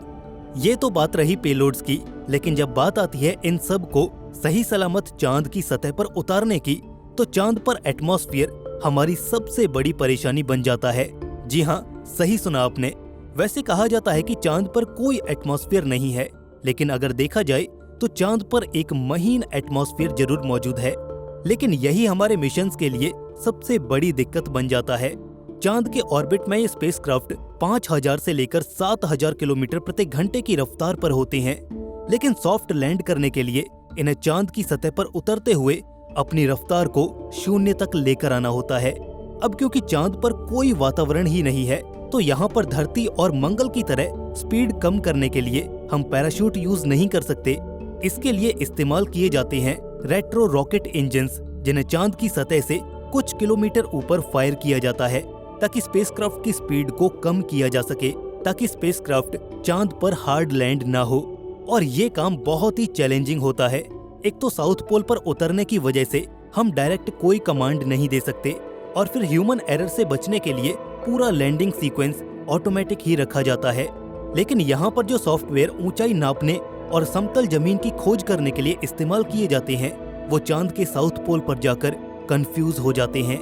दरअसल साउथ पोल पर अनेकों क्रेटर्स और पहाड़ियां हैं, इसीलिए लैंडर के सेंसर्स इस बात को नहीं समझ पाते कि उन्हें इंजन को कब और कितना फायर करना है। यहाँ पर चांद की सतह की संरचना बहुत जल्दी बदल जाती है। चांद की सतह पर उतरता हुआ लैंडर सतह से अपनी ऊंचाई को मापता हुआ चलता है और एक निर्धारित ऊंचाई पर उसे अपने इंजन्स को फायर करना होता है। अगर एक समय पर लैंडर किसी क्रेटर के ऊपर से गुजर रहा है तो उसे अपनी ऊंचाई जमीन से ज्यादा लगेगी, लेकिन अगर अचानक कोई पहाड़ी आ जाती है तो उसे जमीन से अपनी ऊंचाई कम लगने लग जाएगी।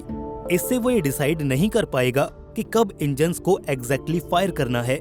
इसरो के सामने अब बस गोल ये नहीं था कि उन्हें लैंडर के इश्यूज को रेक्टिफाई करना था, बल्कि उन्हें अपनी टेक्नोलॉजी को भी और ज्यादा एनहांस करना था, ताकि इस बार सॉफ्ट लैंडिंग के चांसेस को इंक्रीज किया जा सके। एक क्रिटिकल एस्पेक्ट जिस पर ज्यादा ध्यान दिया गया है वो है सॉफ्टवेयर सिस्टम पर। ऑनबोर्ड सॉफ्टवेयर को ऑप्टिमाइज करने के लिए एडवांस एल्गोरिदम्स और सिमुलेशंस को डेवलप किया गया, जिससे प्रिसाइज नेविगेशन, कंट्रोल और कोऑर्डिनेशन में मदद मिलेगी। इस एनहांसमेंट की बदौलत ही इसरो की चंद्रयान 3 टीम अलग अलग लैंडिंग सिनेरियोज को सिमुलेट कर पाई, जिससे हम अलग अलग सिचुएशंस के लिए इस मिशन को रिलायबल बना पाई। हालांकि सॉफ्टवेयर इम्प्रूवमेंट बस एक शुरुआत थी, खुद लैंडर में भी कई बदलाव किए गए, जिससे इसकी कैपेबिलिटी और सॉफ्ट लैंडिंग के चांसेस भी इंक्रीज हो गए। चंद्रयान 2 के समय लैंडर को कुछ इस तरह से बनाया गया था कि अगर वो चांद की सतह पर 2 किलोमीटर प्रति सेकंड की रफ्तार से लैंड करता तो उसे सॉफ्ट लैंडिंग कहा जाता। लेकिन इस बार चंद्रयान 3 में इस चीज को और भी ज्यादा एनहांस करके इसे इस तरह से बनाया गया है कि अगर चंद्रयान 3 3 किलोमीटर प्रति सेकंड की रफ्तार से भी अगर चांद की सतह से टकराता है तो उसे सॉफ्ट लैंडिंग ही माना जाएगा। वैज्ञानिकों ने इस बार लैंडर की लेग्स को थॉरोली स्टडी किया और उन्हें और भी ज्यादा मजबूत बनाया ताकि वो चांद की सतह के हार्श एनवायरनमेंट को सह सके, और दूसरा वो किसी भी तरह के डैमेज के रिस्क को कम कर सके। इसके अलावा लैंडर के सेंसर्स पर भी बड़ी ही बारीकी से काम किया गया है और इस बार चंद्रयान 3 लैस है state of the art technology से, जो कि इंश्योर करेगी कि चंद्रयान 3 इस बार चांद पर भारत का परचम लहरा दे। इस मिशन पर पूरी दुनिया की निगाहें टिकी होंगी और ऐसे में भारत कोई रिस्क नहीं ले सकता। इसके लिए इस बार मिशन पर काफी बारीकी से काम किया गया है। इस मिशन का एक और क्रिटिकल एरिया है जिस पर इसरो ने काम किया है और वो है स्पेसक्राफ्ट और लैंडर के पावर सिस्टम पर। चांद की सतह पर उतरने वाले लैंडर और रोवर दोनों में ही एडवांस सोलर पावर टेक्नोलॉजी का इस्तेमाल हुआ है। पहले की अपेक्षा बड़े और एफिशिएंट सोलर पैनल्स को लगाया गया है, जिससे हमें इस पूरे मिशन के दौरान गारंटेड स्टेबल पावर सप्लाई मिलती रहेगी, जिससे हमें इनसे संपर्क करने और यहाँ पर डेटा कलेक्ट करने में किसी भी प्रकार की कोई भी दिक्कत पेश नहीं आएगी। और इस बार हमारा चंद्रयान चांद की जमीन पर सफलतापूर्वक उतर पाएगा। तो दोस्तों, ये थे कुछ ऐसे चैलेंजेस जिनसे चंद्रयान और इसरो को दो चार होना पड़ेगा, और हमने कुछ ऐसे बदलावों की बात की जिनसे हम चांद पर आने वाली मुसीबतों को टाल पाएंगे। दोस्तों, चंद्रयान 3 तो अब लॉन्च हो चुका है, तो हम सबकी शुभकामनाएं इस बार इसरो और चंद्रयान टीम के साथ हैं, ताकि हम इसे सफलतापूर्वक चांद की सतह पर उतार सकें। पूरा भारत इस बार चंद्रयान 3 की सफल लैंडिंग के लिए दुआएं कर रहा है। दोस्तों, इस पर आपकी क्या राय है, आप हमें कमेंट सेक्शन में नीचे बता सकते हैं। साथ ही दोस्तों, चंद्रयान 3 की लगातार अपडेट्स के लिए आप हमारे चैनल को सब्सक्राइब कर सकते हैं। दोस्तों, जल्द मिलेंगे ऐसी एक और नई अपडेट के साथ। तब तक के लिए स्टे क्यूरियस, बी हैप्पी। नमस्कार।